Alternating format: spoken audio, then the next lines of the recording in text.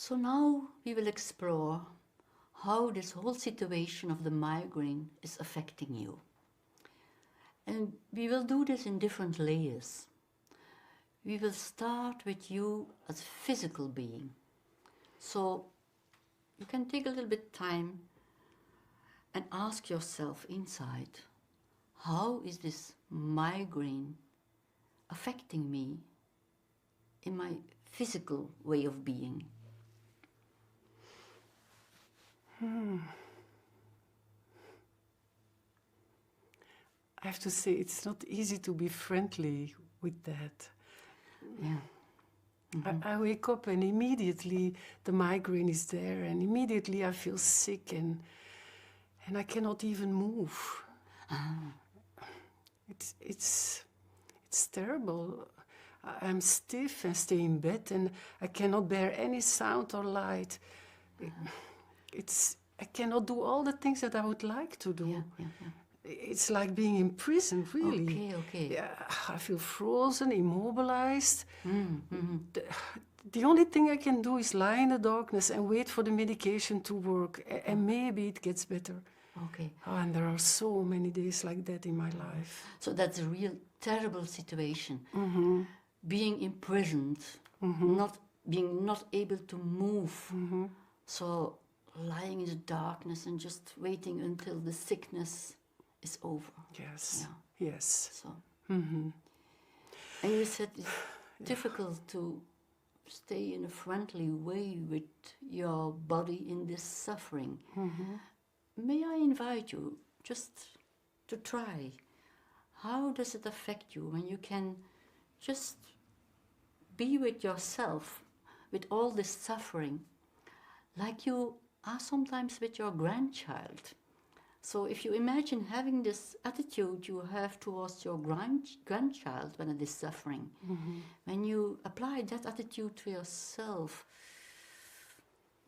how does that affect you? Oh, my grandchild, that's easy to feel tenderness and be very tender with her, but doing that for myself? Yes, I do understand that's more difficult. Yeah, yes. But give yourself some time to try it and just experience whether there is some change when you try to be friendly with your physical being and the way you have to suffer. You know, I often try to have some rational thoughts as, okay, my body needs a pose and things like that, but it's hard. I really, it moves me when I hear you say it is true, it is awful in this prison. Acknowledging instead of ignoring, that makes so much difference. That was never done in my family. Okay, you are not used to acknowledge your suffering. Okay, and in your family, that was very unusual. Yes. To acknowledge your suffering. Yes. So there you learn to ignore your suffering. Yeah. Okay. Yes. Yes. So, with this issue of your family, we arrived at the social dimension. So, maybe you can say a little bit more about your experiences in your family. And how was that related to your migraine in some way? You know, in my family, when I think about it, across the generations, everyone either had or now has migraine. And the only way we learned to cope with it was ignore it. And go to school, university, work, but first and foremost, not talk about it. Okay. No one ever knew. We were always hiding the pain. Okay, so you learned not to talk about it. Yeah. And always hide whatever was there. Yes. Yeah. So this must be unusual for you now then to talk with me about your pain. Yes, it is. It is. When I'm talking about it, as I do now, there are always these old voices in my head telling me, but don't make it bigger than it is. All people have something that they suffer from. Yes. Of course, that's true. All people have something they suffer from. But that doesn't mean that it's not all right to talk about it. For me, talking about your suffering is more like a way of being friendly towards yourself, and recognizing your suffering can be a way to improve your well-being. So I just wonder how it is for you now that you can feel it's okay to recognize it. Yeah, it's sad. Sad. Yes. Okay. Yeah. It's sad, and I'm really not used to talk about these things, and and I also feel shame. Okay. So with these feelings of sadness, shame, we arrive in the personal dimensions. So I was wondering, your personal feelings around this whole situation of the migraine. You mentioned already your sadness, your shame. Are there more of your personal feelings that are connected to this situation of the migraine?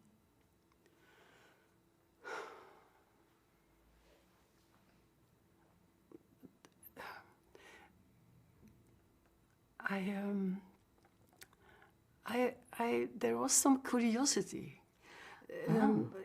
like wanting to find out how all these things belong together. But now it's more or less loneliness. Loneliness. The loneliness of And not sharing and hopelessness. Hopelessness, yes. hopelessness also. Yeah. And you also said your curiosity and hopelessness. I was wondering, is there some connection between your curiosity, your hopelessness, or what? In what way does the migraine take away your hope? You know, I always hope for something from the outside to come and take away the pain, or that it just simply will go away overnight. Of course, you hope that there is something that can help you and that it will stop the suffering. Yeah. But you say you are always looking at the outside. Yeah, and I know it's naive, but that's what I do. I always put trust in something outside me, and that then I end up disappointed or deceived. I never put trust in myself.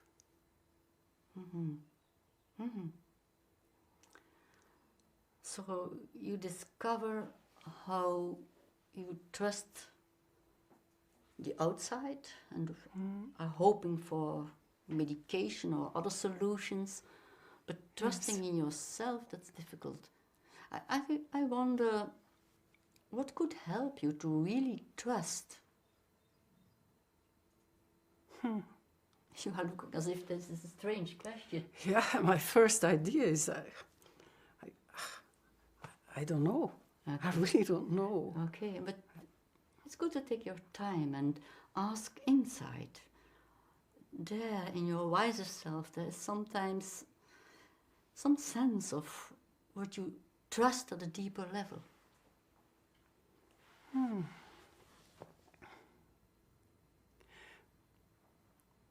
Then I think of nature. Nature. Yes, like trusting that the seasons in nature have an order. Like it's easy to trust that after the winter, the spring will come. So you experience an order in nature that is bigger than your life. Okay. And that's something you trust.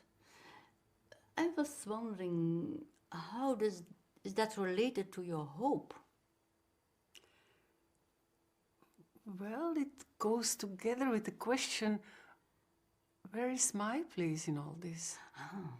So, when I stay with the order of life, what could come for me now in the autumn of my life? Oh, that's a nice question. What could come for you now in the autumn of your life? Yeah. Yeah. As if that opens up some new perspective, or Yes, it's like a relief. oh, It opens up a new approach to hope for me. okay. Like confidence in nature and belonging to a bigger order. So if you take now a little bit more time to feel, how does that affect you when you just think of this order in nature and an order that's bigger than you, but at the same time you seem to be part of that order in nature. So how does that affect you? It fills me up with peace. Peace. You can feel peace in that. Yes. Yes. That's an important spiritual emotion. So we arrived in the spiritual dimension very naturally. Yes. Thank you for sharing and for opening up yourself to this new experience and giving yourself this new perspective that is very different from where you started by being imprisoned. Yes, it was. It is. It is. And thank you for this meeting. It really was meaningful and important to me to let a little bit of my feelings, allow it to be seen and to be witnessed. I see. Yes. I see. Thank you. Because that was very different from what you have always experienced in the past. Yes, indeed. It is. Thank you very much. You're welcome.